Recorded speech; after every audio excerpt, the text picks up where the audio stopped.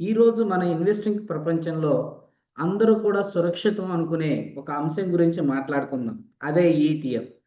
చాలామంది అనుకుంటారు, నేను ఒక ఇండెక్స్ ఈటీఎఫ్ కొనేశాను, నా పని అయిపోయింది, నేను సేఫ్ అని అనుకుంటారండి. కానీ నిజం ఏంటో తెలుసా? 90% ఇన్వెస్టర్లు తాము అసలు ఏం కొంటున్నారో, అది ఎలా పనిచేస్తుందో కూడా తెలియదు.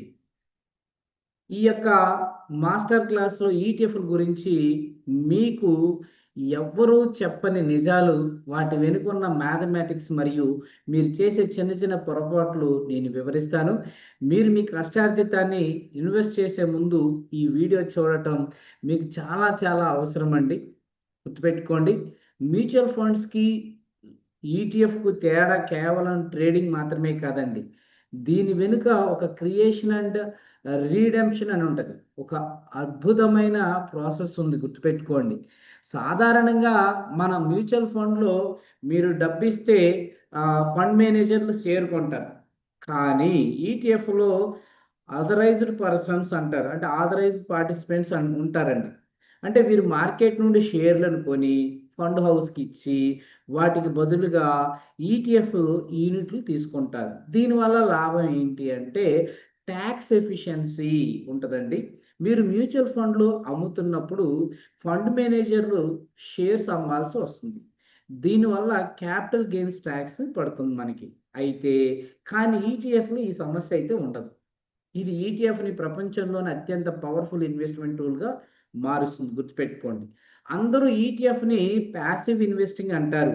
అంటే మనం ఏం చేయక్కర్లేదు అని. కానీ ఇది భ్రమండి. ఒక ఈటీఎఫ్ ఏ షేర్లను కలిగి ఉండాలో నిర్ణయించేది ఒక ఇండెక్స్. ఆ ఇండెక్స్‌ని తయారు చేసేది మనకి ఒక మనిషి లేదా ఒక కమిటీ.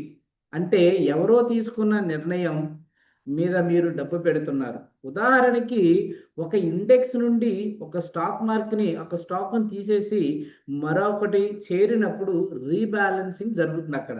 అంటే అక్కడ ఒక నిర్ణయం జరుగుతుంది. కాబట్టి మీరు కొనే ఈటీఎఫ్ అనుకున్న ఇండెక్స్ మెథడాలజీ మీకు తెలియకపోతే మీరు కళ్ళు మూసుకొని ప్రయాణం చేస్తున్నట్లే. అవునా కాదా? గుర్తుపెట్టుకోండి. చాలామంది కేవలం ఎక్స్‌పెన్స్ రేషియో మాత్రమే చూస్తారు. 0.05% ఉంటే అంటే తక్కువని సంబరపడిపోతా ఉంటారు. కానీ అంతకంటే ముఖ్యమైనవి 2 ఉన్నాయండి. ట్రాకింగ్ ఎర్రర్ అంటారు. ఇండెక్స్‌లో 15% పెరిగితే మీ ఈటీఎఫ్ 14.5% మాత్రమే పెరిగిందా? లేదా ఆ 0.5% గ్యాప్‌ని ట్రాకింగ్ ఎర్రర్ అంటారు. ఇది మీ లాభాలని తినేస్తుందండి.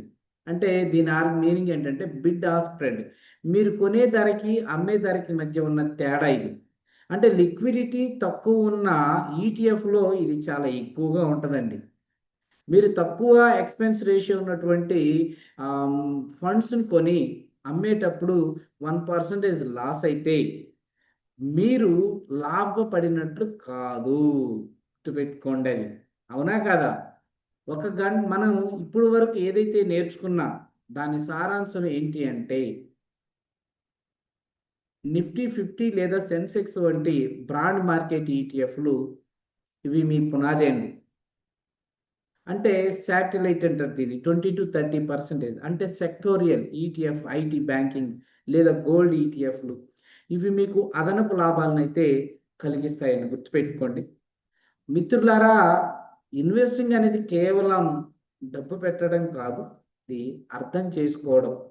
ఈటీఎఫ్ అనేవి అద్భుతమైన వాహనాలు. కానీ డ్రైవర్‌కు రూట్ తెలియకపోతే ప్రమాదమే గదా! ఈరోజు మనం చర్చించిన అంశాలు మీ ఇన్వెస్టింగ్ జర్నీలో క్లారిటీ ఇచ్చాయని ఆశిస్తున్నాను. Thank you very much. అలానే ఇది నచ్చితే గనుక లైక్ చేయండి, షేర్ చేయండి.